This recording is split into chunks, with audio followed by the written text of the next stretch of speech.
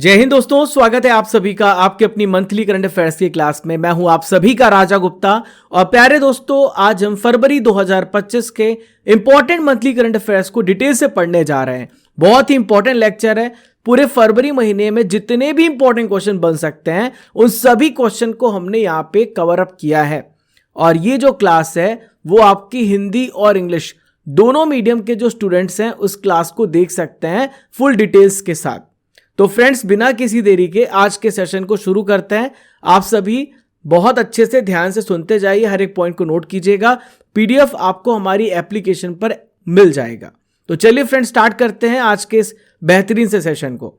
अगर आप पुराने महीनों के मंथली करंट अफेयर्स को देखना चाहते हैं तो आप वहां पे जाइएगा। प्लेलिस्ट में आपको 2024 के 12 महीने की प्लेलिस्ट मिल जाएगी। इसके अलावा जनवरी 2025 का भी हमने मंथली करंट अफेयर कवर किया है, जाके देख लीजिएगा। और दोस्तों, आप सभी स्टडी कर एप्लीकेशन को डाउनलोड कर लीजिए, जहां पर आपको इस क्लास की पीडीएफ मिल जाएगी। तो आप यहां पे 50,000 प्लस डाउनलोड्स देख रहे हैं। और आप यहां पे जाएंगे कोर्सेस एंड पीडीएफ में, यहां पे लिखा 1 year topic wise all current affairs PDF. तो वहां पर आप जब जाएंगे तो आपको हर एक इंपॉर्टेंट पीडीएफ मिल जाएगी। और जो हमने 1000 टॉपिक वाइज स्टैटिक पीडीएफ की सीरीज स्टार्ट करी है, तो आपको पीडीएफ यहां मिल जाएगी। आप ई बुक सेक्शन में जाएंगे तो टॉपिक वाइज यहां पे लिखा हुआ है, टॉपिक वाइज पे भी जाकर के पीडीएफ को डाउनलोड कर सकते हैं। मंथली सीए क्लास नोट्स लिखा हुआ है, यहां से भी पीडीएफ को आप डाउनलोड कर सकते हैं। और टॉपिक वाइज में भी हर महीने की मंथली करंट अफेयर्स की ई बुक भी लॉन्च होती है, उसे भी देखिएगा। और सालाना और 6 महीने की ई बुक भी आपके लिए अवेलेबल कराई गई है।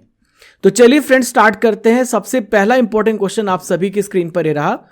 जो सिख विरोधी दंगा है उस मामले में किसे आजीवन कारावास की सजा सुनाई गई है? Very very important question. देखिए, ये राइट आंसर हो जाएगा सज्जन कुमार। सज्जन कुमार कांग्रेस के बहुत बड़े लीडर हैं। इनको सिख विरोधी दंगे की वजह से आजीवन कारावास की सजा सुनाई गई है। देखिए, कमलनाथ जो हैं ये भी बहुत बड़े स्ट्रांग लीडर रह चुके हैं। कांग्रेस में एमपी के चीफ मिनिस्टर भी रह चुके हैं। शशि थरूर आप जानते होंगे, अपने बहुत एकेडमिक्स के लिए जाने जाते हैं। राहुल गांधी अभी अपोजिशन के लीडर है। आप यहां पर देख सकते हैं, ये है सज्जन कुमार। तो दिल्ली का एक न्यायालय है, इन्होंने 1984 में दोस्तों सिख दंगे हुए थे। तो इसी दौरान यहां पे एक व्यक्ति और उसकी बेटी की हत्या के मामले में यहां पे जो पूर्व कांग्रेस सांसद सज्जन कुमार को आजीवन कारावास की सजा सुनाई गई है। और ये डिसीजन 40 साल के बाद अभी आया है। देखिए, 80 वर्ष के हैं सज्जन कुमार और बहुत सारे इनके ऊपर दंगों के मामले पहले से चल रहे हैं और आजीवन कारावास की सजाएं काट रहे हैं। तो इसके बाद से वापस से इनके ऊपर एक और मुकदमा जो था वो उसका निर्णय आ गया है। यहां पर आप देख सकते हैं तस्वीर में, विशेष न्यायाधीश कावेरी बावेजा ने इनको हत्या, आगजनी और लूटपाट में सज्जन कुमार की संलिप्तता यहां पे पेश करी है और इसके पूरे सबूत हैं और इस वजह से इनको यहां पे सजा सुनाई गई है। देखिए, 31 अक्टूबर 1984 की बात है, जब देश की प्रधानमंत्री, महिला प्रधानमंत्री, और उस समय प्रधानमंत्री थी इंदिरा गांधी जी। तो इनकी हत्या कर दी गई थी इनके प्राइवेट गार्ड्स के द्वारा। इनका नाम था बेअंत सिंह और सतवंत सिंह। उसके बाद सिख दंगे बहुत तेजी से भड़क गए और पूरे भारत में आप देखिए इसका असर देखने को मिला है। ओके, क्वेश्चन नंबर 2 ये रहा आप सभी की स्क्रीन पर। हाल ही में यूनिलीवर के सीईओ कौन बने हैं? Who has recently become the CEO of Unilever? तो यूनिलीवर के सीईओ बनाए गए हैं फर्नांडो फर्नांडिस। क्या नाम है इनका? फर्नांडो फर्नांडिस। देखिए, अदर ऑप्शंस को भी थोड़ा डिस्कस कर लेते हैं ताकि आपको और भी नॉलेज मिल जाए। तो जो काश पटेल है ये एफबीआई के डायरेक्टर है। किसके डायरेक्टर है? एफबीआई। अब्दुल्लाह मैगा ये माली के प्रधानमंत्री बने, माली के। यहां पे लिखा मोहम्मद अल बशीर ये सीरिया के इंटीरियम प्राइम मिनिस्टर यानी अंतरिम प्रधानमंत्री बने। तो यूनिलीवर के सीईओ कौन बने? फर्नांडो फर्नांडिस। आप यहां पर इनकी तस्वीर देख सकते हैं। तो हेन शुमाकर की जगह पर ये आए हैं। देखिए, तो फर्नांडो फर्नांडिस को यूनिलीवर का सीईओ यहां पे अपॉइंट किया गया। यूनिलीवर एक बहुत ही मल्टीनेशनल ब्रिटिश कंपनी है जो कि डोमेस्टिक प्रोडक्ट का तैयार करती है। शैम्पू हो गया, सोप हो गया, जो डेली यूज में आता है। गोल्ड कार्ड योजना हाल ही में किस देश ने शुरू करी है? Which country has launch the gold card scheme? तो गोल्ड कार्ड स्कीम को यहां पे अमेरिका ने स्टार्ट किया है। अपनी अर्निंग को बढ़ाने के लिए। अगर आपको यहाँ पे सिटीजनशिप चाहिए, नागरिकता चाहिए, तो आपको अब पैसे चुकाने पड़ेंगे। यही है गोल्ड कार्ड योजना। अमेरिका के जो राष्ट्रपति बने डोनाल्ड ट्रंप बने हैं और ये 47 नंबर के प्रेसिडेंट है, राष्ट्रपति हैं। इन्होंने अनाउंस किया है कि अगर आपको अमेरिका की सिटीजनशिप चाहिए तो आपको $50 लाख यानी 43 करोड़ 55 लाख रुपए आपको खर्च करने होंगे। किस देश ने आयातित भारतीय वस्तुओं पर पारस्परिक शुल्क लगाने को कहा है, यानी इसे हम कहते हैं रेसिप्रोकल ड्यूटी बोलते हैं। तो देखिए, अभी आप देखिए अमेरिका की बहुत सारी सैंक्शन इम्पोजिशन की वजह से आप पूरी दुनिया भर की जो इकोनॉमिक सिनेरियो बदल चुकी है। भारत का शेयर मार्केट बहुत तेजी से गिरा हुआ है क्योंकि इन्वेस्टर्स को समझ में नहीं आ रहा है कि आखिर दुनिया भर में ग्लोबल सिनेरियो बन क्या रहा है, और अमेरिका ऐसे डिसीजन ले रहा है इसकी वजह से। तो पारस्परिक शुल्क कहते हैं कि अगर आप हम पे 10% का टैरिफ लगाते तो हम भी आप पे 10% का टैरिफ लगाएंगे। इसे कहते हैं जैसे को तैसा टैक्स। ठीक है। अभ्यास सागर कवच भारतीय तटरक्षक बल ने कहां पे ऑर्गेनाइज किया, कहां पे आयोजित किया है? तो सागर कवच कहां पे कंडक्ट हुआ है? वेस्ट बंगाल में। कहां पर? पश्चिम बंगाल। इसका राइट आंसर हो जाएगा। तो पश्चिम बंगाल में भारतीय तटरक्षक बल यानी इंडियन कोस्ट गार्ड के द्वारा सागर कवच का आयोजन किया गया है और पश्चिम बंगाल के 158 किलोमीटर में समुद्र तट पर यह ऑर्गेनाइज किया गया। इसका उद्देश्य क्या है? हमारी जो कोस्टल बाउंड्री है उसकी सुरक्षा को मजबूत करना और बहुत सारी जो एजेंसियां काम कर रही हैं उनके बीच में कोऑर्डिनेशन, समन्वय बढ़ाना इसका उद्देश्य है। हम बात कर लेते हैं यहां पे भारतीय तटरक्षक बल की। तो भारतीय तटरक्षक बल 1 फरवरी 1927 को एस्टेब्लिश किया गया। हेडक्वार्टर इसका न्यू दिल्ली में है और एस परमीश जी वर्तमान में इसके डीजी हैं। देखिए, कुछ इंपॉर्टेंट अभ्यास है। बात यहां पे अभ्यास क्या आई, आइए मैं उसे भी पढ़ा देता हूं। तो यहां पे लिखा है युद्ध अभ्यास। तो युद्ध अभ्यास होता है इंडिया और अमेरिका के बीच में। शक्ति अभ्यास होता है इंडिया और फ्रांस के बीच में। शक्ति, गरुण, वरुण ये सारे डेजर्ट नाइट फ्रेंचेस अभ्यास भारत और फ्रांस के बीच में होते हैं। वरुण नौसेना अभ्यास आपसे पूछा जा रहा, तो ये भी इंडिया और फ्रांस के बीच में होगा। चलिए देखिए फ्रेंड्स, आप सभी पीडीएफ के लिए Raja Gupta current affair Telegram channel को भी ज्वाइन कर लीजिएगा। यहां पर आपको इंपॉर्टेंट नोटिफिकेशन, क्विज, बहुत कुछ आपको एक ही प्लेटफॉर्म पर मिलता है और हम एक दूसरे से कनेक्टेड रहेंगे। हमारी कम्युनिटी और ज्यादा स्ट्रांग होगी, तो आप सभी इसे जरूर ज्वाइन कर लेना। अगर आपको स्टडी रिलेटेड किसी प्रकार की हेल्प चाहिए, आपको कोई प्रॉब्लम हो रही है, तो आप हमें इसमें व्हाट्सएप कर सकते हैं। हमारी टीम आपको इस पर तुरंत ही फीडबैक देगी। क्वेश्चन नंबर 6 रहा, प्रधानमंत्री किसान सम्मान निधि की 19वीं किस्त पीएम मोदी ने किस राज्य से जारी करी है? तो देखिए फ्रेंड्स, इसका राइट आंसर हो जाएगा बिहार। इसका सही आंसर हो जाएगा बिहार। तो बिहार से 19th इंस्टॉलमेंट यहां पे प्रधानमंत्री जी ने लॉन्च करी है। ठीक है, यानी यहां पे सबके अकाउंट में क्रेडिट करी है। तो 24 फरवरी 2025 को प्रधानमंत्री मोदी जी ने पीएम किसान योजना के तहत 19वीं किस्त यहां पे जारी करी है। तो यहां पे 9.8 करोड़ जो किसान हैं उनके खाते में 22,000 करोड़ रुपए सीधे ट्रांसफर हो चुके हैं। और फ्रेंड्स, ये जो स्कीम है ना, ये 1 फरवरी 2019 से स्टार्ट हुई है। इसमें देश के जितने भी छोटे, स्मॉल और मार्जिनल फार्मर्स हैं, सीमांत किसान हैं, उनको इकोनॉमिक हेल्प प्रदान की जा रही है। और ये हेल्प है 6,000 रुपये एक साल में। हर एक के खाते में एक साल में 6,000 रुपये ट्रांसफर होगा। हर 4-4 महीने के अंतराल में 3 किस्तों में ये पैसा आपके अकाउंट में आता है। एमपी में ग्लोबल इन्वेस्टर समिट 2025 का आयोजन कहां पर किया जा रहा है? तो एमपी में दोस्तों ग्लोबल इन्वेस्टर समिट का जो आयोजन है ये भोपाल में हो रहा है। कहां पे हो रहा है? भोपाल में हो चुका है। ठीक है, तो ये 24 फरवरी को स्टार्ट हुआ है और यहां पे मध्य प्रदेश पे वैश्विक निवेश शिखर सम्मेलन हुआ है। इसका उद्घाटन प्रधानमंत्री मोदी जी ने किया है। आप यहां तस्वीरों में देख सकते हैं। और ये 2 दिनों तक कार्यक्रम चलेगा। इसमें ज़्यादा से ज़्यादा इन्वेस्टमेंट करने और यहाँ पे प्रोत्साहित करने के लिए ये स्टार्ट किया गया है। हाल ही में ओडिसी मायाधर राउत का 92 ईयर्स की एज में निधन हो गया है। इनका संबंध किस क्षेत्र से है? तो देखिए, नर्तक थे, ये डांसर थे जो अब हमारे बीच में नहीं रहे। इनका निधन हो चुका है। तो 22 फरवरी 2025 को दिल्ली में इनके आवास पर 92 ईयर्स की एज में इनका निधन हुआ है और ये ओडिसी नृत्य के जनक कहे जाते हैं। He is known as the father of Odissi dance. Bharat ने तूफान सारा के बाद किस देश को सहायता भेजी है? इंडिया ने अभी हाल ही फिलहाल में होंडुरस को सहायता भेजी। किसको भेजी है? होंडुरस को यहाँ पे सहायता भेजी है। यहाँ पे तूफान सारा आया, उसके बाद वहां पे जो जनजीवन था पूरी तरीके से अस्त व्यस्त हो गया और इसी को देखते हुए भारत ने यहाँ पे होंडुरस को मदद पहुंचाई है। तो फ्रेंड्स, होंडुरस को 26 टन का मानवीय सहायता भेजा गया है। इसके अलावा हाल ही फिलहाल में 27 जनवरी को भारत ने इराक के कुर्दिस्तान क्षेत्र में भी यहाँ पे मानवीय सहायता भेजी है। क्लियर है? चलिए, तो अब होंडुरस की लोकेशन को देख लेते हैं। कहाँ पे होंडुरस है? तो आप यहाँ पे यूनाइटेड स्टेट्स ऑफ अमेरिका देख रहे हैं, ये मैक्सिको है। आप ठीक नीचे यहां पर देखेंगे तो ये आपको होंडुरस दिख रहा है। क्लियर है? चलिए, क्वेश्चन नंबर 10 आप सभी की स्क्रीन पर है रहा। हाल ही में किस भारतीय को night Commander of the Most Excellent Order of the British, short form में केबीई कहेंगे, तो यहां पे इनको सम्मानित किया गया है। तो सुनील भारती मित्तल को यहां पे सम्मानित किया गया है। किसे सम्मानित किया गया है? सुनील भारती मित्तल को। तो भारतीय एंटरप्राइज के चेयरमैन है सुनील भारती मित्तल। ब्रिटेन भारत के व्यापार संबंधों को मजबूत करने के लिए किंग चार्ल्स III के द्वारा Knight Commander of the Most Excellent Order of the British Empire KBE से इनको सम्मानित किया गया है। देश में सबसे ज्यादा गिद्ध किस राज्य में पाए गए हैं? Which state has the highest number of vultures in the country? तो हाल ही फिलहाल में मध्य प्रदेश पे गिद्धों की संख्या सबसे ज्यादा पाई गई है। कितनी? अब आइए मैं आपको बताता हूं। तो देखिए, यहां पे जो टोटल संख्या है गिद्धों की वो है 12,981। ठीक है, तो मध्य प्रदेश गिद्धों की आबादी में सबसे ज्यादा संख्या दर्ज करने वाला यहां पे राज्य बन चुका है।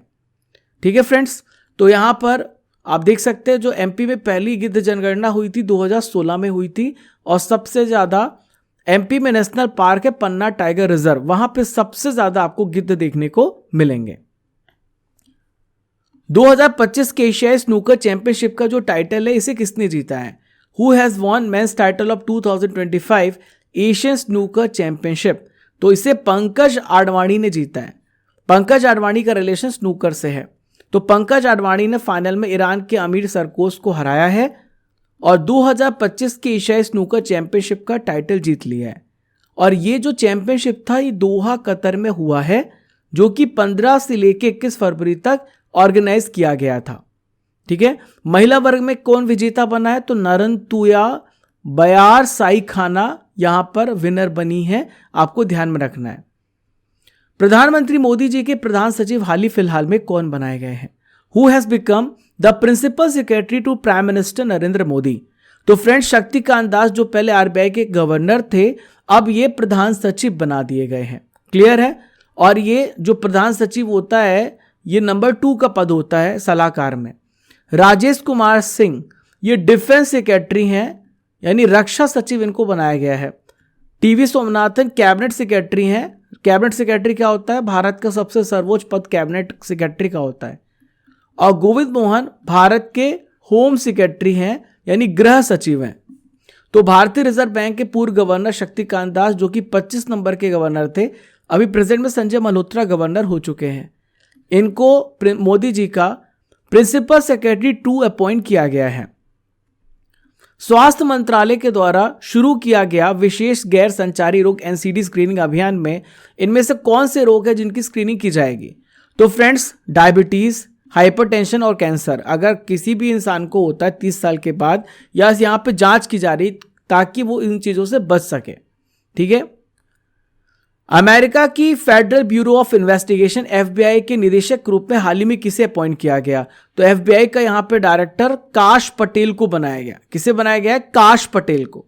तो अमेरिकी सीनेट ने फेडरल ब्यूरो ऑफ इन्वेस्टिगेशन के लिए काश पटेल को निदेशक डायरेक्टर पद के लिए चुना है।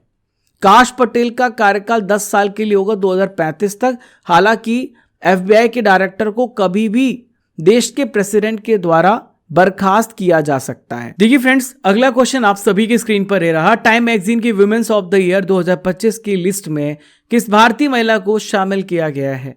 तो टाइम मैगजीन की वुमेन्स ऑफ द ईयर की लिस्ट में डॉक्टर पूर्णिमा देवी बर्मन को इंक्लूड किया गया। किसे इंक्लूड किया गया? डॉक्टर पूर्णिमा देवी बर्मन को।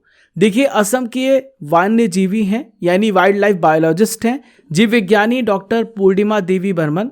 इनको टाइम मैगजीन्स की विमेंस ऑफ द ईयर 2025 की लिस्ट में इंक्लूड किया गया है।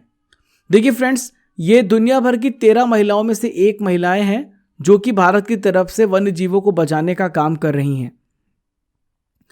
2017 2024 में इनको व्हिटली गोल्ड अवार्ड भी मिल चुका है, जो कि इन्वायरमेंट के क्षेत्र में ही दिया जाता है। फ्रेंड्स, असम में हरगिला पक्षी पाई जाती हैं और खासकर उनकी रक्षा करने के लिए डॉक्टर बर्मन काम कर रही हैं।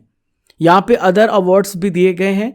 जॉर्डन चाइल्ड्स को मिला है, ये अमेरिकन जिमनास्ट हैं। एजा विल्सन को मिला, अमेरिकी बास्केटबॉल खिलाड़ी हैं। अन्ना सवाई हैं, जापानी अभिनेत्री और गायिका हैं। हाल ही में ओपेक प्लस में कौन सा देश इंक्लूड किया गया, कौन सा देश शामिल किया गया? तो ओपेक प्लस देश में ब्राजील को शामिल किया गया। यहाँ पे ब्राजील को इंक्लूड किया गया है और ये COP30 जलवायु शिखर सम्मेलन की मेजबानी भी कर रहा है।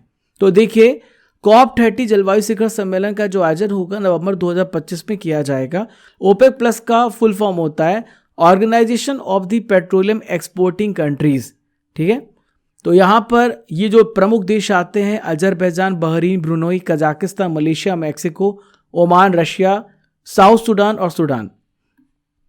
दोस्तों, आप सभी यहाँ पे अगर स्टैटिक जीके की पूरी तैयारी करना चाहते हैं, स्टैटिक जीके में आपको पूरा नंबर चाहिए, तो आप इस बुक को ऑर्डर करिए अपनी वेबसाइट से।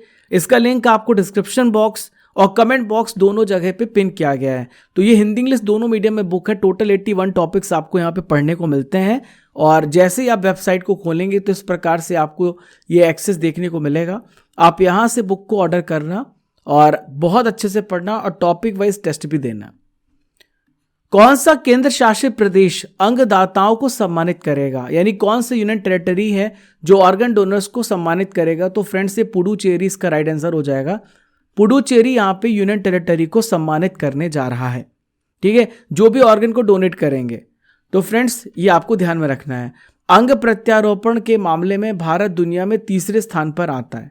आप कौन कौन सी चीजों को डोनेट कर सकते हैं? किडनी, हार्ट, लंग्स, लीवर, आंत का दान, अग्नाशय। चलिए फ्रेंड्स, अगला प्रश्न ये रहा, किस राज्य की वन परियोजनाओं को स्कॉच पुरस्कार से सम्मानित किया गया है? तो फ्रेंड्स, इसका राइट आंसर हो जाएगा नागालैंड। इसका राइट आंसर हो जाएगा नागालैंड। तो Nagaland forest management project NFMP को स्कॉच अवार्ड 2024 से सम्मानित किया गया है। इसके अलावा MP के होशंगाबाद डिस्ट्रिक्ट में कलेक्टर सोनिया मीणा को सिटी बचाओ बच्चे बुलाओ अभियान को राष्ट्रीय स्कॉच अवार्ड से भी सम्मानित किया गया है। ये अवार्ड यहाँ पे उत्कृष्ट योगदान के लिए दिए जाते हैं। पुरस्कार 2003 से स्थापित किया गया है और ये पुरस्कार स्कॉच ग्रुप के द्वारा दिया जाता है।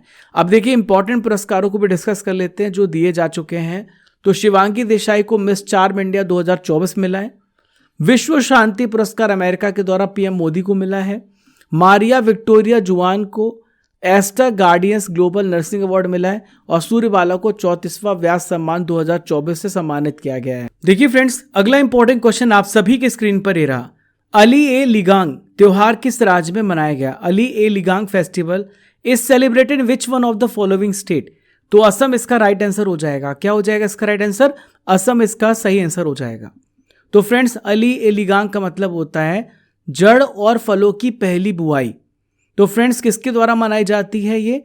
मिसिंग जनजाति आपको असम राज्य में देखने को मिलेगी, तो यहाँ पर मनाया जाता है और खासकर फरवरी मार्च के बीच में या फिर गिनमूर पोलो महीने के पहले बुधवार को मनाया जाता है और ये नृत्य यहाँ पे करते Gumrag. One man office digital platform को किसने लॉन्च किया है? Who has launched one man office digital platform? तो देखिए फ्रेंड्स, भारतीय जीवन बीमा निगम के द्वारा LIC के द्वारा one man office digital platform को लॉन्च किया गया है।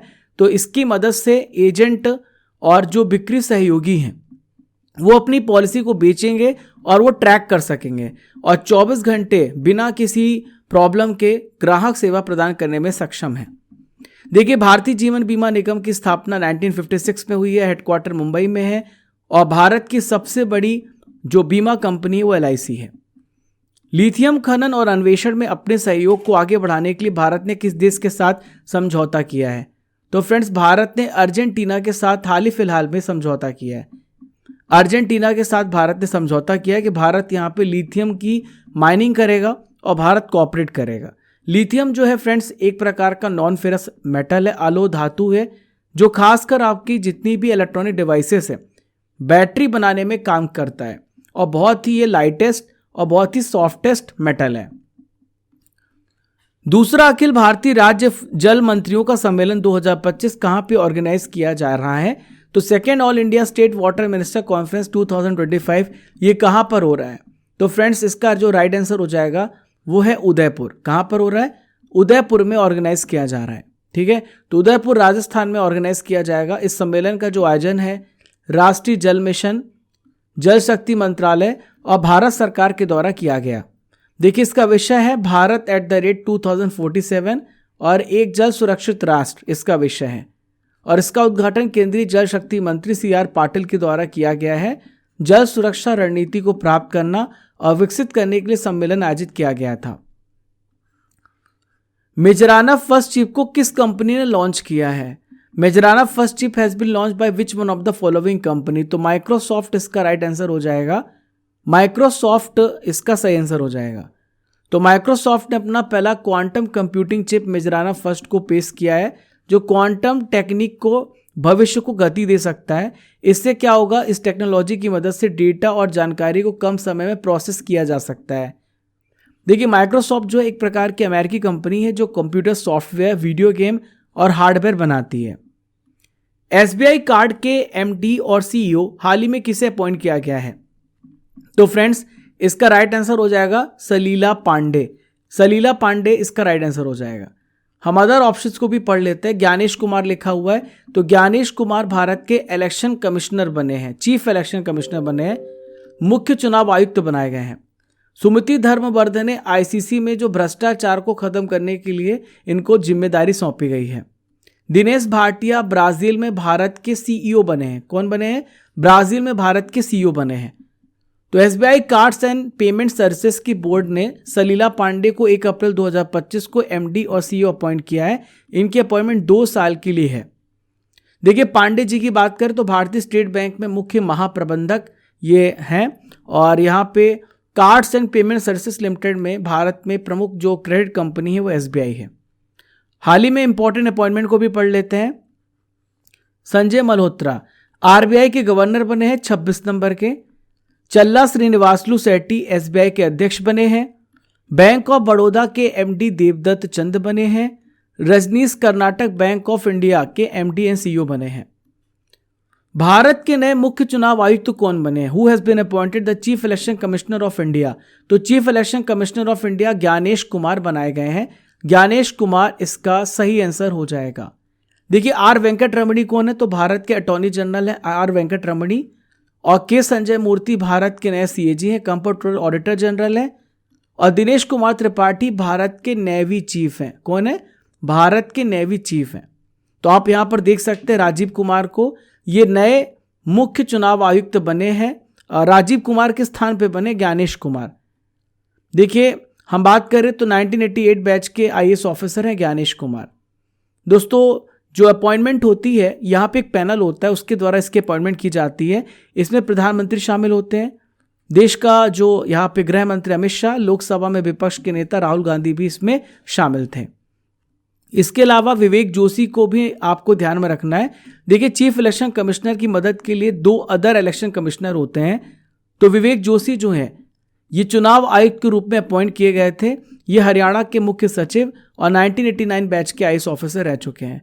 देखिए फ्रेंड्स अगला प्रश्न आप सभी की स्क्रीन पर रहा। शेख तमीम बिन हमाद अल थानी किस देश के आमिर हेड ऑफ स्टेट हैं जो भारत की यात्रा पर आए हुए हैं? तो फ्रेंड्स कतर के ये हेड ऑफ स्टेट हैं। कतर के ये आप कह सकते हैं आमिर हैं जो भारत की यात्रा पर आए हुए थे। इनका नाम है शेख तमीम बिन अहमद अल थानी। भारत की 2 दिनों की यात्रा पर ये आए हुए थे और इन्होंने देश के जो राष्ट्रपति द्रौपदी मुर्मू और देश के प्रधानमंत्री के साथ मुलाकात करी है। AI चैटबॉट ग्रॉक 3 किसने लॉन्च किया है? Who has launched AI chatbot Grok 3? तो फ्रेंड्स AI चैटबॉट ग्रॉक 3 को XAI ने लॉन्च किया है। किसने लॉन्च किया है? XAI।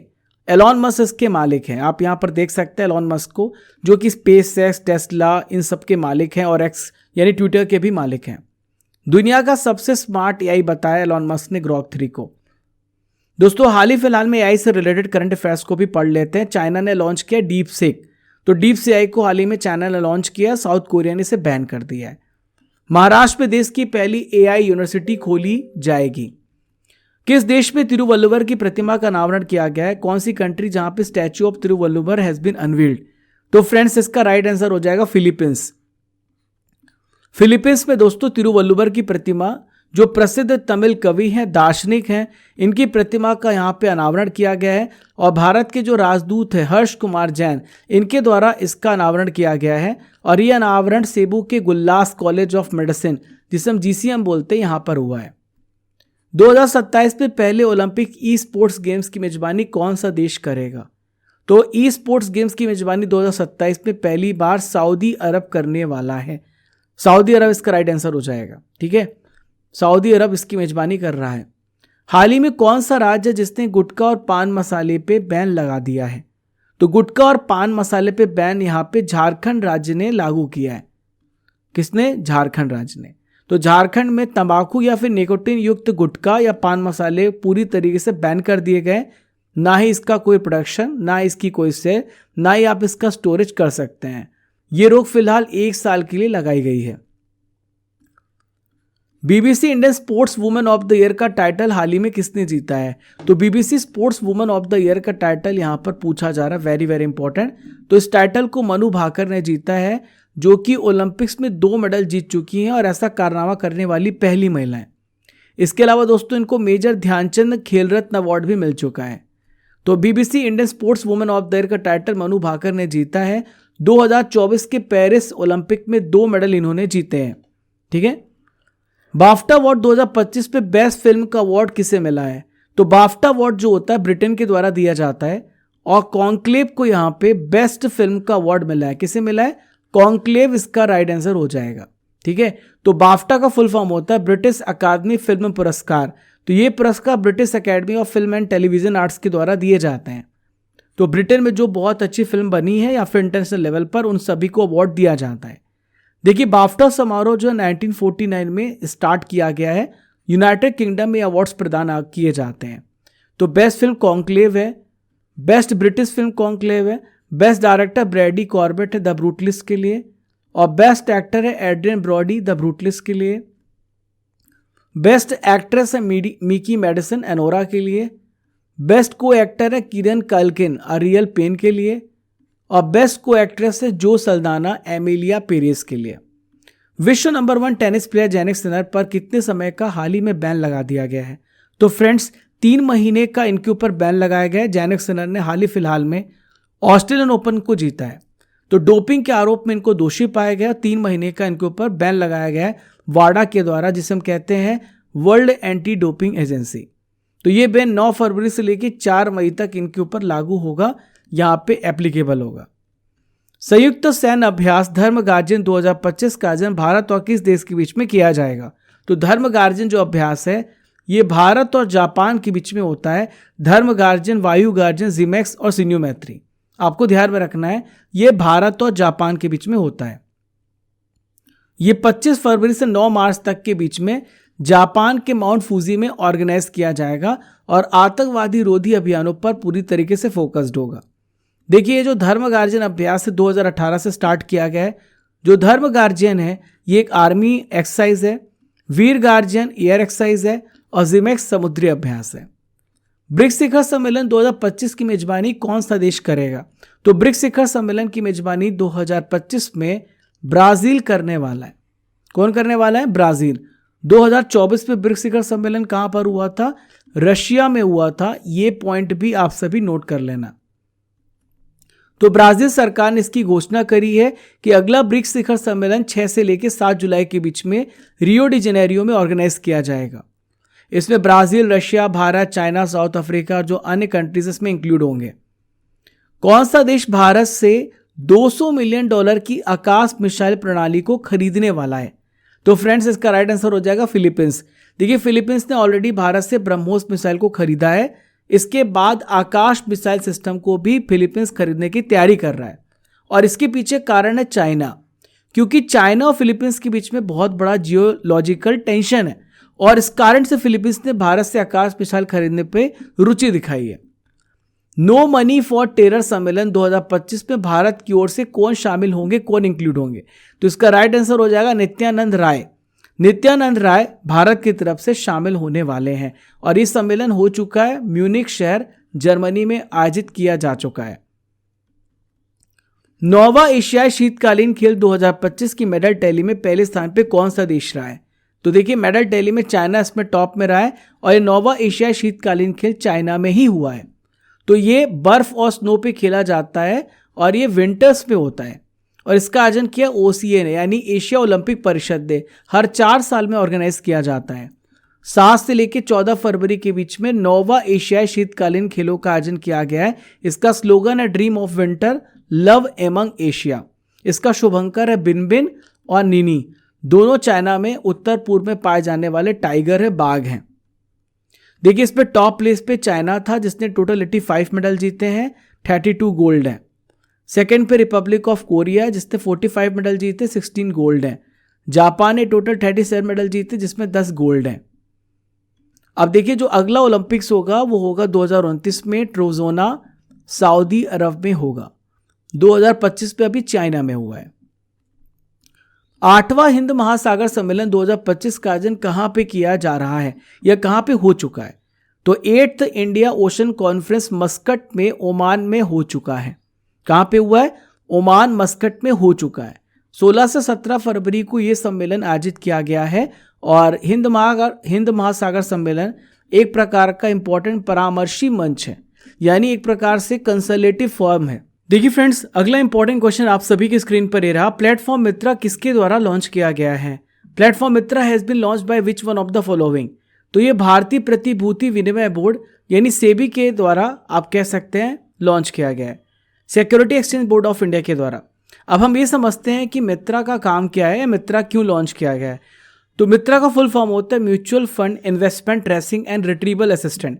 बहुत सारे जो इन्वेस्टर हैं जिनके अकाउंट बंद हो चुके हैं, तो वापस से उन अकाउंट्स को स्टार्ट करने के लिए सेबी ने इसे लॉन्च किया है। उसे ट्रैक करना, वापस से हेल्प करना जिन्होंने अपने म्यूचुअल फंड्स के अकाउंट को बंद किया है, और इस वजह से लॉन्च किया गया है। हाल ही में भारत के किस राज्य में राष्ट्रपति शासन लागू हुआ है? तो राष्ट्रपति शासन दोस्तों मणिपुर में लागू हुआ। कहां पे लागू हुआ है? मणिपुर में। आर्टिकल नंबर 356 के तहत राष्ट्रपति शासन लागू होता है जब किसी भी राज्य की जो गवर्नमेंट मशीनरी है फेल हो जाती है, तब राष्ट्रपति शासन लगता है। मणिपुर के यहाँ पे अब चीफ मिनिस्टर पहले जो थे वो एन बीरेन सिंह थे, उन्होंने रिजाइन कर दिया है और 13 फरवरी 2025 को मणिपुर में प्रेसिडेंट रूल इम्पोज हो गया है। आर्टिकल नंबर 356 आपको याद रखना है, जिसके तहत राष्ट्रपति शासन लगाया गया। राष्ट्रपति ने अपने आदेश में मणिपुर राज्य विधानसभा को निलंबित कर दिया है। दोस्तों, आप सभी स्टडी कर एप्लीकेशन को डाउनलोड कर लीजिएगा। ये 50,000 प्लस डाउनलोड्स आपको देखने को मिलेगा और अपना पॉजिटिव फीडबैक रिव्यू भी दीजिएगा। आप हमें रेट कर सकते हैं कि हमारी मेहनत कैसी है। आप यहाँ पे जाएंगे तो आपको यहाँ पर इस क्लास की PDF मिल जाएगी, ई बुक्स, टेस्ट सीरीज और टेस्ट पास आपको देखने को मिलेगा। आप इंपॉर्टेंट कोर्सेस में जाइएगा, वहां पर आपको कोर्सेस मिलेगा। तो MPTT की जो एग्जाम की तैयारी कर रहे हैं वर्ग 2 की, तो वैभव सर MPTT की पूरी तैयारी करा रहे हैं, मैथ्स 12 महीने की वैलिडिटी के साथ। व्यापम का फाउंडेशन बैच 749 में आपके लिए अवेलेबल है और SSC का फाउंडेशन बैच जहां पे डेली लाइव क्लास होगी, फ्री PDF नोट्स मिलेगा, संडे फ्री टेस्ट होगा, रिकॉर्डेड वीडियो मिलेगा, प्रीवियस डिस्कशन होगा, 12 महीने की वैलिडिटी है। तो आप सभी यहाँ पे ज्वाइन हो सकते हैं। मैथ प्लस रीजनिंग का डेमो बैच आप ज्वाइन करना और उसके बाद एनरोल हो जाना। ये सारे बैचेस आपको हमारे एक ही प्लेटफॉर्म पे मिलेंगे। क्वेश्चन नंबर 43 ये रहा, 38 नंबर के नेशनल गेम 2025 पे पहले स्थान पे कौन सा रहा है? तो देखिए, सर्विसेज इसका सही आंसर हो जाएगा। सर्विसेज यहाँ पे टॉप में रहा है, तो सर्विसेज यहाँ पे टॉप किया। जो 38 नंबर का राष्ट्रीय खेल था वो उत्तराखंड देहरादून में हुआ है। सर्विसेज स्पोर्ट्स कंट्रोल बोर्ड, यानी हम इसे सेना की टीम कहते हैं, इन्होंने 121 मेडल जीते, इसमें 68 गोल्ड है, 26 सिल्वर है, 27 यहाँ पे ब्रॉन्ज मेडल है और ये पदक तालिका में टॉप में रहे हैं। इस प्रकार से सेना की टीम को मिलेगा राजा भलिंदर सिंह ट्रॉफी। क्या मिलेगा? राजा भलिंदर सिंह ट्रॉफी मिलेगा। देखिए, नेशनल गेम्स जो है ये भारतीय ओलंपिक एसोसिएशन के द्वारा ऑर्गेनाइज किए जाते हैं। इसका शुभंकर मौली है और इस बार 35 खेल हुए थे। मसाल का नाम था वो तेजस्वनी और 2027 में जो नेशनल गेम्स होंगे वो मेघालय राज्य में ऑर्गेनाइज किए जाएंगे। यहाँ पे services services sports control board top में था, महाराष्ट्र दूसरे नंबर में था, हरियाणा तीसरे नंबर में और मध्य प्रदेश यहाँ पे 4th प्लेस पर था। भारत के किस राज्य में गुइलेन बेरे सिंड्रोम फैला हुआ है? इन विच स्टेट द गुइलेन बेरे सिंड्रोम इज बीइंग प्रेवलेंट? तो देखिए महाराष्ट्र इसका राइट आंसर हो जाएगा। महाराष्ट्र में गुइलेन बेरे सिंड्रोम बहुत तेजी से फैला, जिसकी वजह से मुंबई में बहुत सारे केस दर्ज हुए हैं और पहली मौत भी दर्ज की गई है। तो मरने वालों की संख्या दोस्तों यहाँ पे 8 हो गई है महाराष्ट्र में, और ये पुणे में भी इसकी संख्या देखने को मिल रही है।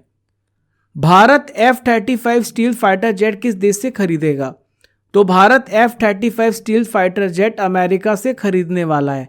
किससे खरीदने वाला है? अमेरिका से भारत खरीदने वाला है। तो अमेरिका के जो राष्ट्रपति डोनाल्ड ट्रंप, इन्होंने भारत को F-35 स्टील फाइटर जेट बेचने का ऐलान किया है और ये अत्याधुनिक स्टील्थ विमान वाले देशों के क्लब में शामिल हो जाएगा भारत। अयोध्या राम मंदिर के मुख्य पुजारी कौन थे जिनका हाल ही में निधन हो गया है? तो देखिए इनका नाम है आचार्य सत्येंद्र दास। क्या नाम है इनका? आचार्य सत्येंद्र दास। इनका हाल ही में निधन हुआ है, आप यहां पर देख सकते हैं 12 फरवरी 2025 को इनका निधन हुआ है। श्री राम जन्मभूमि मंदिर के मुख्य पुजारी थे आचार्य Satyendra Das. International cricket council ICC के करप्शन के कारण बैन होने वाली पहली महिला क्रिकेटर कौन बनी है? तो ICC के द्वारा करप्शन के कारण बैन होने वाली पहली महिला क्रिकेटर बनी है, इनका नाम है शोहली अख्तर। क्या नाम है इनका? शोहली अख्तर इनका नाम है। जो बांग्लादेश की स्पिनर है शोहली अख्तर, ICC ने इनको 5 साल के लिए बैन कर दिया है। 2023 के वीमेंस T20 वर्ल्ड कप में फिक्सिंग कारण दोषी पाई गई थी, अब इनके ऊपर बैन लग गया है। 39 नंबर के नेशनल गेम्स किस राज्य में ऑर्गेनाइज किए जाएंगे? तो 39 नंबर के नेशनल गेम्स मेघालय में होंगे। कहां पर होंगे? मेघालय में होंगे। 38 नंबर के नेशनल गेम्स उत्तराखंड में हुए थे और उसके पहले गोवा में हुए थे और उसके पहले गुजरात में हुए थे। दोस्तों भारतीय ओलंपिक संघ ने ऑफिशियली रूप से घोषित कर दिया है कि 39 नंबर के नेशनल गेम्स का आयोजन मेघालय 2027 में होगा। देखिए 36 नंबर का गुजरात में, 37 नंबर का गोवा में, 38 नंबर का उत्तराखंड में, 39 नंबर का मेघालय में होगा। पेंडोरा मिशन किस स्पेस एजेंसी के द्वारा लॉन्च किया जाएगा? तो पेंडोरा मिशन को यहां पे नासा लॉन्च करने जा रही है, जो कि अमेरिका की स्पेस रिसर्च एजेंसी है। ये जो मिशन है ये एक्सोप्लैनेट का अध्ययन करेगी। एक्सोप्लैनेट का मतलब होता है, देखिए हमारे जो सोलर सिस्टम उसमें टोटल 8 ग्रह है। अब 8 ग्रह के बाहर जो भी ग्रह की स्टडी कहलाती है वो एक्सोप्लैनेट कहते हैं उसे, तो उसकी स्टडी के लिए से लॉन्च किया गया है। तो पेंडोरा एक प्रकार का स्मॉल सैटेलाइट है जो एक्सोप्लैनेट की वायुमंडल और उनके मेजबान तारों की विशेषता बताने के लिए डिजाइन किया गया है। भ्रष्टाचार धारणा सूचकांक 2024 में भारत को कौन सी रैंक मिली है? करप्शन परसेप्शन इंडेक्स में भारत की कौन सी रैंक है, आपसे पूछा जा रहा है। तो फ्रेंड्स भारत की रैंक इसमें 96 है। भारत की रैंक कौन सी है? 96 है। तो भ्रष्टाचार धारणा सूचकांक जर्मनी में एक इंस्टीट्यूट है जिसे कहते हैं ट्रांसपेरेंसी इंटरनेशनल, इसके द्वारा इसे जारी किया जाता है। तो ये जो इंडेक्स है किसी देश के भीतर भ्रष्टाचार की स्थिति को बताता है। तो 2024 में भारत को यहाँ पे 96 प्लेस मिला 180 देशों में। पहले भारत का स्थान 93 था। जो डेनमार्क है लगातार 7वीं बार सूचकांक में टॉप प्लेस पे रहा है और उसे सबसे कम भ्रष्ट देश माना गया है। यहाँ पे सबसे जो भ्रष्ट देश है वो है दक्षिण सूडान और यहाँ पे डेनमार्क टॉप में है। सेकंड जो सबसे कम भ्रष्ट है फिनलैंड और फिर है सिंगापुर। दक्षिण सूडान सबसे भ्रष्ट है, उसके ऊपर सोमालिया है, उसके ऊपर वेनेजुएला है। लेबनान के प्राइम मिनिस्टर के रूप में हाल ही में किसे अपॉइंट किया गया है? तो लेबनान के प्राइम मिनिस्टर यहाँ पे नवाब सलाम को बनाया गया है, जो पहले इंटरनेशनल कोर्ट ऑफ जस्टिस के ICJ के अध्यक्ष थे। अब नवाब सलाम यहाँ के प्राइम मिनिस्टर बन चुके हैं और ये जो कार्यवाहक प्रधानमंत्री नजीब मिकात ने अभी इस्तीफा दिया है, एक्टिंग प्राइम मिनिस्टर थे और उनके स्थान पे नवाब सलाम यहाँ पे प्रधानमंत्री बने हैं। क्लियर है?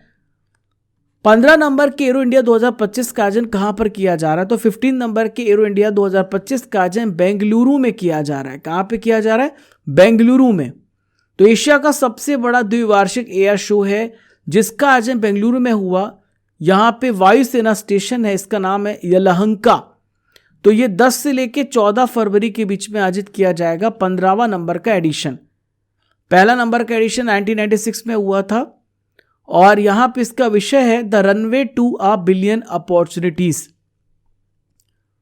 एन बीरेन सिंह किस राज्य के चीफ मिनिस्टर थे जिन्होंने अपने पद से इस्तीफा दे दिया है? तो फ्रेंड्स ये मणिपुर राज्य के चीफ मिनिस्टर थे, इन्होंने अपने पद से रिजाइन कर दिया। मणिपुर में जो हालात लगातार बेकार होते जा रहे हैं और ये कंट्रोल नहीं कर पा रहे थे, इसके बाद इन्होंने फैसला किया है कि अब ये इस्तीफा दे चुके हैं। गवर्नर अजय कुमार भल्ला हैं जिन्होंने अब इस्तीफा इनको सौंपा है, मणिपुर के चीफ मिनिस्टर जो रह चुके हैं। यहाँ पे लगातार 21 मंथ से हिंसा जारी है, कुकी और मैतेई कम्युनिटी के बीच में यहाँ पे झगड़ा चल रहा है।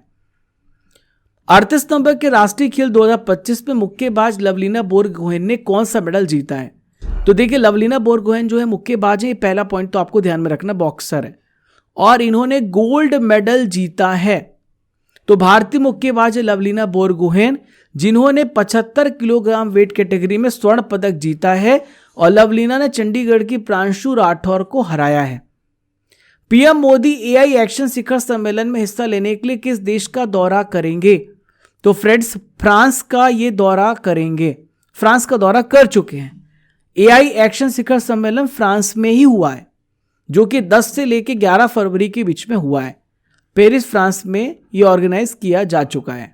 देखिए फ्रेंड्स अगला प्रश्न ये रहा, केंद्र शासित प्रदेश दिल्ली की विधानसभा चुनाव 2025 में किस पार्टी ने जीत हासिल करी है? तो भारतीय जनता पार्टी ने इतिहास रचा और हिस्टोरिकल यहाँ पे जीत हासिल करी है आम आदमी पार्टी को हराते हुए। देखिए बीजेपी ने 70 में से 48 सीटें यहाँ पे जीती हैं। लगभग 27 साल के बाद दिल्ली विधानसभा चुनाव में इन्होंने बहुमत प्राप्त करी है और केजरीवाल की जो पार्टी है इन्होंने केवल 22 सीटें यहाँ पे जीती हैं, 22 सीटों पे सिमट गए। क्वेश्चन नंबर 55 आप सभी की स्क्रीन पर रहा, श्री राम जन्मभूमि तीर्थ क्षेत्र ट्रस्ट के ट्रस्टी कौन थे जिनका हाल ही में निधन हो गया है? तो फ्रेंड्स इसका जो राइट आंसर हो जाएगा, वेरी वेरी इंपॉर्टेंट, तो ये है कामेश्वर चौपाल। क्या नाम है इनका? कामेश्वर चौपाल इनका नाम है। हाल ही में कामेश्वर चौपाल का निधन हो गया। 9 नवंबर 1989 को राम मंदिर की जो पहली ईंट रखी थी वो कामेश्वर चौपाल ने रखी थी।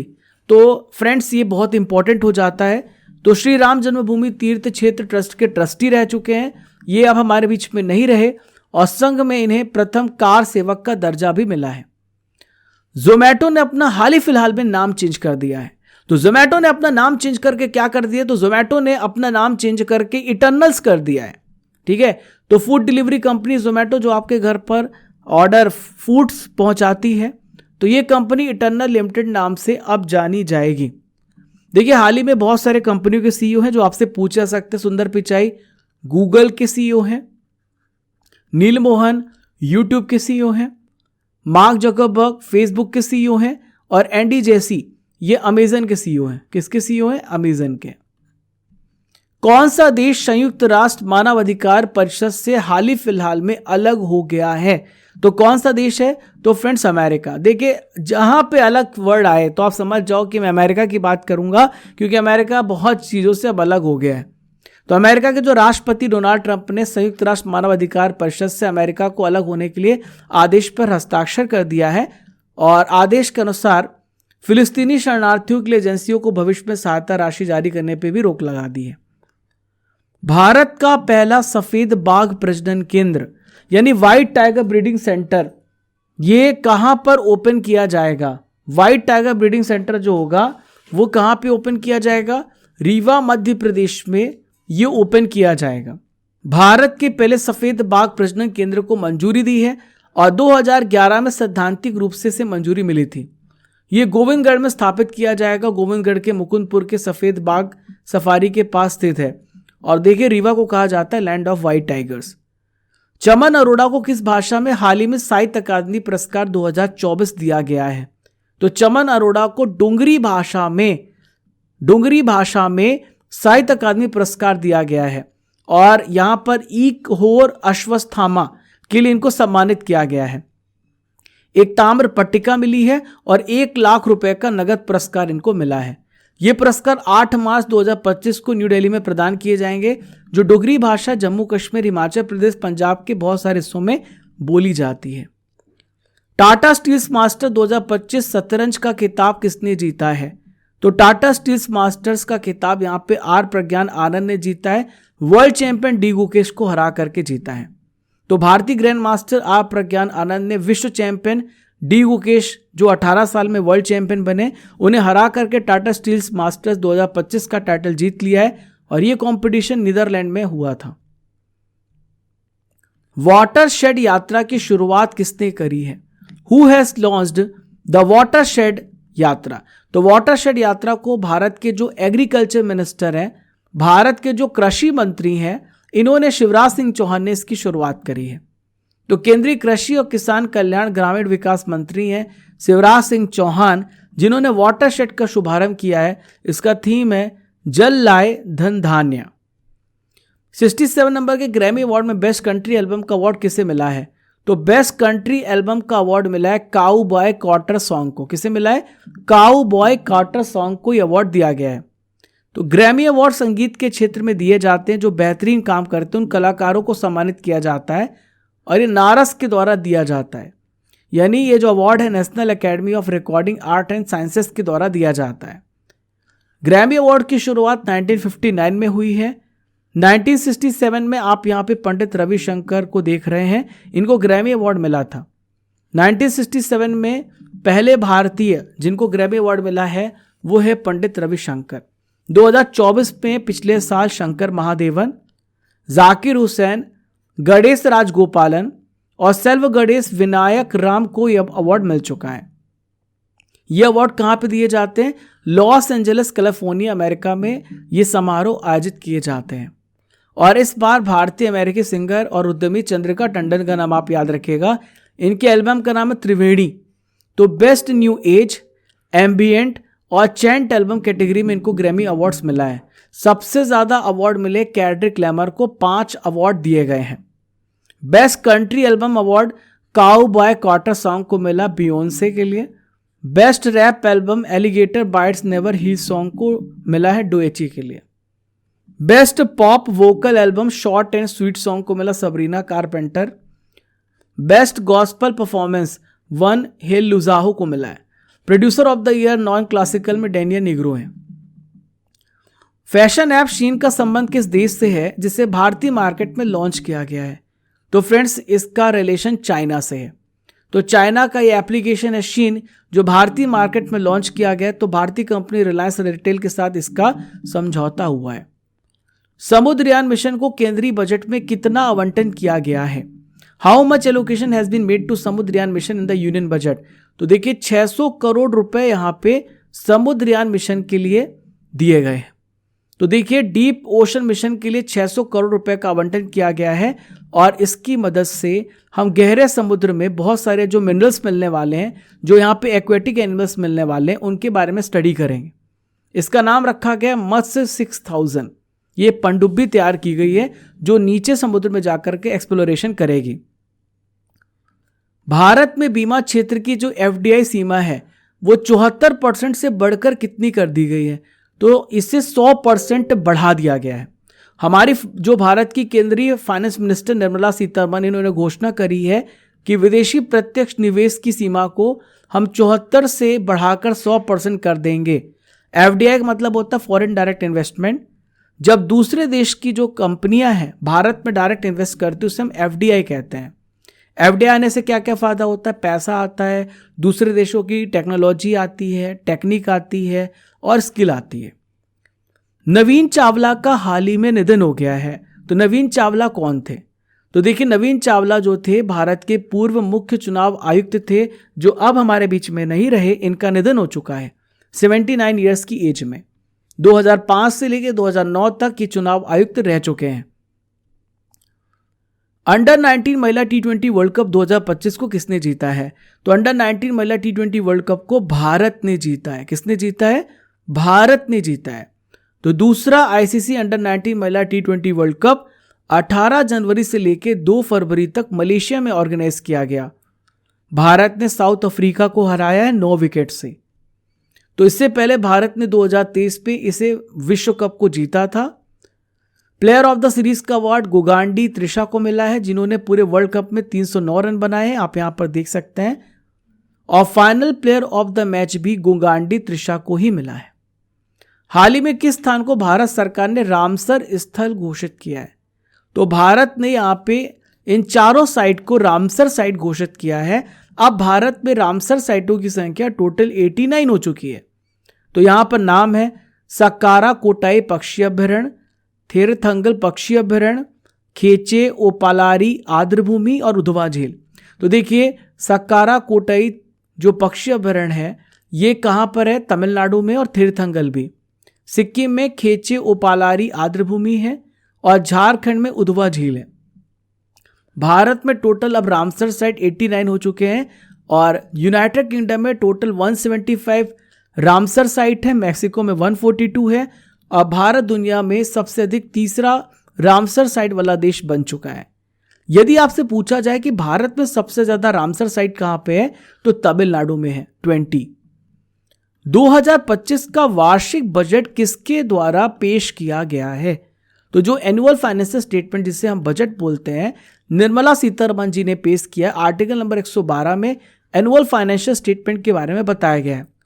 निर्मला सीतारमण जी ने लगातार 8वीं बार बजट को पेश किया है, और भारत की पहली ऐसी महिला वित्त मंत्री हैं। लगातार 8वीं बार बजट इन्होंने पेश किया है।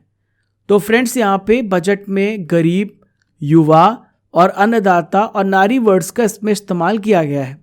इसमें दोस्तों अलग अलग टैक्स स्लैब है, जो 12 लाख रुपए तक अब आपको कोई भी टैक्स नहीं देना पड़ेगा।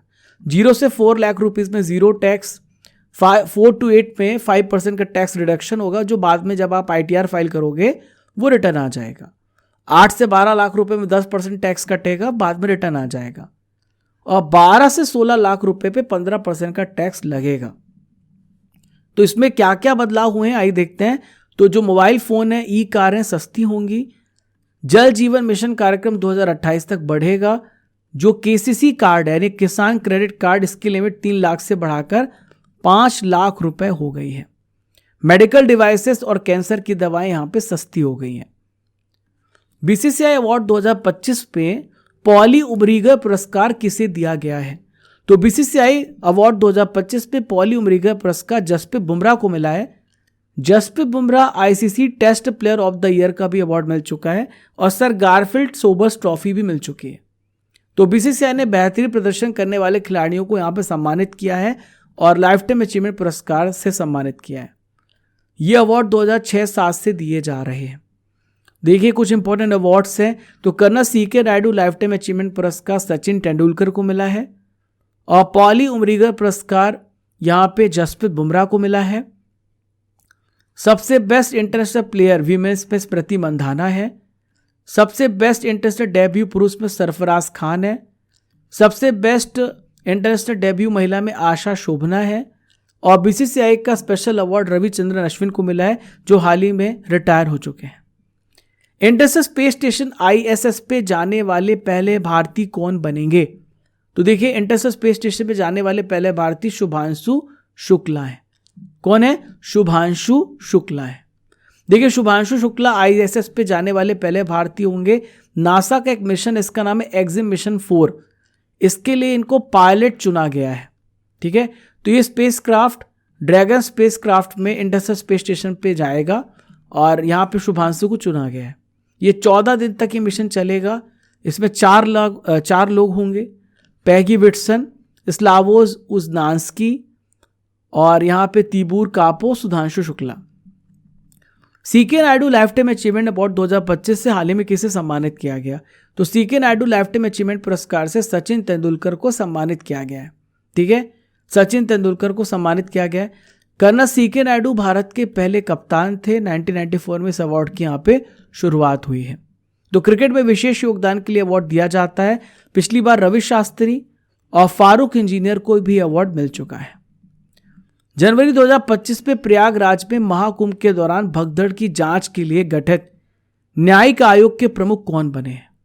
तो फ्रेंड्स वेरी वेरी इंपॉर्टेंट, जो आपसे एग्जाम में डेफिनेटली पूछा जाएगा। तो हर्ष कुमार इसका राइट आंसर हो जाएगा। देखिए फ्रेंड्स 29 जनवरी 2025 को प्रयागराज में महाकुंभ में भगदड़ हो गई थी, और इसकी जांच के लिए हर्ष कुमार की अध्यक्षता में 3 मेंबर की न्यायिक समिति का गठन किया गया। 29 जनवरी 2025 को भगदड़ हुआ, जिसमें 30 लोग मारे गए और 60 लोग घायल हो गए। तो न्यायमूर्ति रिटायर्ड हर्ष कुमार, पूर्व पुलिस महानिदेशक वीके गुप्ता और retired IAS officer DK Singh को इसमें जांच समिति में शामिल किया गया है। अंतरिक्ष में सबसे ज्यादा समय तक स्पेस वॉक करने वाली महिला कौन है? तो फ्रेंड्स, सुनीता विलियम्स इसका राइट आंसर हो जाएगा। सुनीता विलियम्स सबसे लॉन्गेस्ट स्पेस वॉक करने वाली महिला बन चुकी हैं, जिन्होंने लगभग 5.5 घंटे अंतरिक्ष में वॉक किया है और ये कीर्तिमान 30 जनवरी 2025 को इन्होंने एस्टेब्लिश किया है। भारतीय तटरक्षक दिवस कब मनाया जाता है?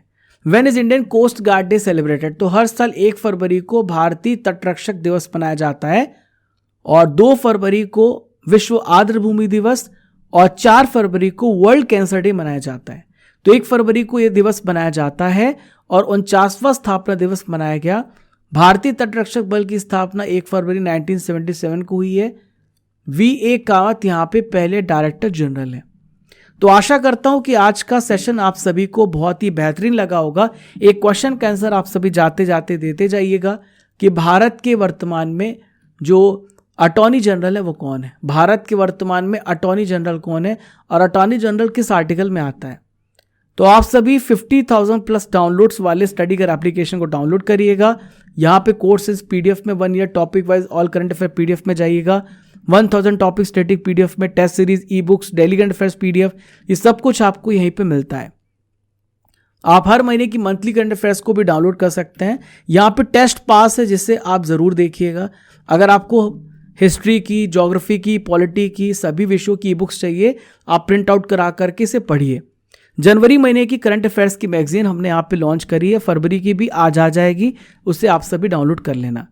12 महीने की करंट अफेयर्स की मैगजीन है जहाँ पे 500 इंपॉर्टेंट एमसीक्यू मिलेंगे आपको, हिंदी इंग्लिश दोनों मीडियम में। आप डाउनलोड कर सकते हैं, डेली टेस्ट भी दे सकते हैं और इस मंथली करंट अफेयर्स का टेस्ट भी होगा। और ये टेस्ट होगा फ्रेंड्स कब होगा? ये 5 मार्च को होगा। आप सभी 5 मार्च में मंथली करंट अफेयर का टेस्ट भी देना। 4000 प्लस टेस्ट आपको टेस्ट पास में मिलता है। भारत के सभी एग्जाम्स की तैयारी टेस्ट पास से कर सकते हो। तो आशा करता हूं कि आज का सेशन आपको बहुत ही बेहतरीन लगा होगा। मिलते हैं अगले इंपॉर्टेंट सेशन में, तब तक के लिए जय हिंद, जय भारत और पढ़ते रहिए, बढ़ते रहिए। Bye bye.